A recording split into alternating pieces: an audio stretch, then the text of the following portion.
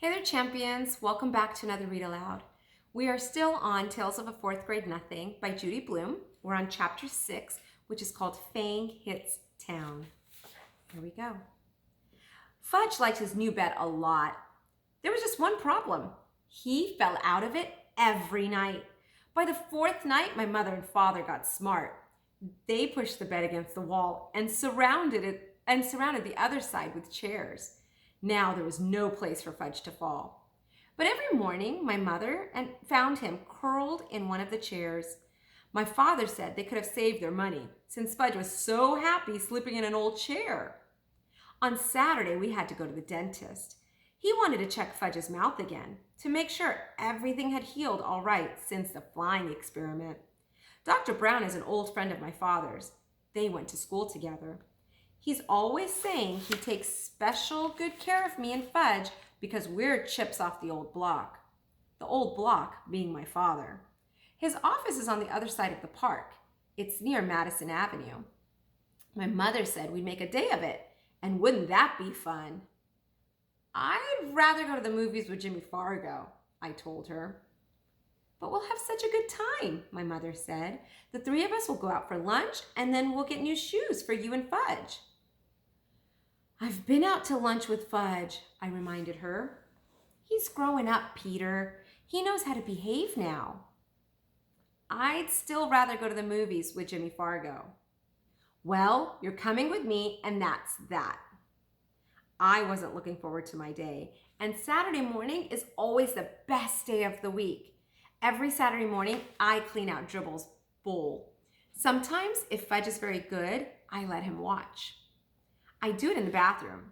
First, I take Dribble out of his bowl and let him crawl around in the tub. I'm afraid to put him down on the floor. Somebody might step on him. But in the tub, I know he's safe. Next, I take the rocks out of his bowl and wash them. The last thing I do is wash the bowl itself. I really scrub it. I even rinse it 2 or 3 times to make sure all the soap is out. When I'm done with that, I put the rocks back in and fill it with just the right amount of water. After I put Dribble back in his bowl, I feed him. Usually he goes right to sleep on his favorite rock. I guess running around in the bathtub really makes my turtle tired. Today I finished with Dribble just in time. My mother was rushing, mumbling about getting us to Dr. Brown's office in time for our appointment. When we were outside, we took the crosstown bus. Then we walked a few blocks to his office. As soon as the nurse saw Fudge, she said, "How's my favorite patient?" She gave him a hug and a little book to read. To me, she said, "Good morning, Peter." It burns me up the way people treat Fudge. He's not so special. He's just little, that's all. But someday, he's going to be 9 years old too. I can't wait until he is. Then he'll know there's nothing so great about him after all. Soon, the nurse said, "Fudge, Dr. Brown is ready for you. Come with me now." Fudge took the nurse's hand.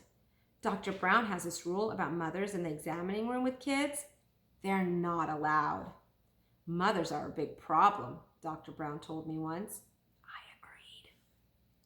I looked through a National Geographic magazine while I waited. After a few minutes, the nurse came out and whispered something to my mother. I looked up, wondering what the big secret was. Then my mother said, "Peter, Dr. Brown would like you to help him with Fudge." "Help him?" I said. "I'm no dentist." The nurse said, "Peter, dear, if you'll just come with me, I'm sure everything will work out fine." So I went with the nurse. "What do I have to do?" I asked her. "Oh, not much. Dr. Brown just wants you to show Fudge how you open your mouth and how he checks your teeth." "What do I have to do that for?" I asked. "I don't need a checkup yet. I just had one last month." "Your brother won't open his mouth this morning," the nurse whispered. "He won't?" I whispered back. "No, he won't," she said again. I thought that was pretty funny. I never considered refusing to open my mouth at the dentist's office. When he says open, I open. I am going to stop there. We'll see what happens next. Pretty funny. Fudge won't open his mouth for the dentist. Let's see if Peter's able to help. I hope you enjoyed that part of the chapter. This chapter's a long one, so it'll take a few parts before we finish it. Have a wonderful night. Sleep well. Sweet dreams. And I will see you all next time. Good night.